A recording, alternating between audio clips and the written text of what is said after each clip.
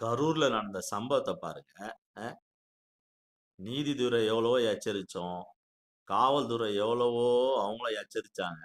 அவங்களுக்கு தெரியும். இது போல சம்பவம் எதுவும் நடக்கக்கூடாது தான் அவங்க முன்கூட்டியே சொல்லிட்டு இருந்தாங்க.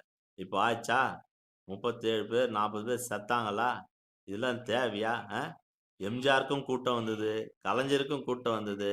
பேரறிஞர் அண்ணாவுக்கு அத விட கின்னஸ் ரெக்கார்ட் அவருக்கும் கூட்டம் வந்தது. ஆனா, இது போல செத்தாங்க, கொண்டாங்க, இல்ல அடிபட்டு மூச்சு திணறி கீழ விழுந்தாங்க. அது போல சம்பவம்லாம் வந்ததே இல்ல. அ கூட்டம் வந்தவன்லாம் தலைவன் இல்லப்பா. கூட்டத்த சேர்த்தவன்லாம் தலைவன் இல்ல. கூட்டத்த பாதுகாப்பா இட்டுன்னு போறான் பாரு. அவன் தான் பெருந்தலைவன். அ அத கத்துக்குங்க முதல்ல. அத கத்துக்காம ரசிகர் என்ற பேர்ல எல்லாரையும் கூட்டறுத்து, இப்ப நெருக்கடியில எல்லாம் செத்தாங்களே 30, 36 பேரு. அவங்களுக்கு துட்டு குடுத்தா முடிஞ்சிடுமா? அவங்க உயிர வர வைக்க முடியுமா? ஏன்டா இப்படி இருக்கிறீங்க? டேய்! இனிமேல்லாம் திருந்துங்கடா. இந்த சினிமா மோகத்துல அழிஞ்சு சாகாதீங்கடா.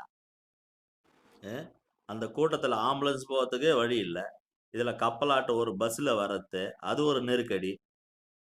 மாவட்ட எல்லையிலிருந்து ரசிகர் கூட்டத்த கேரம் பின்னாடியே, பஸ் பின்னாடியே கூட்டுன்னு வரது, அது ஒரு கூட்ட நெருக்கடி.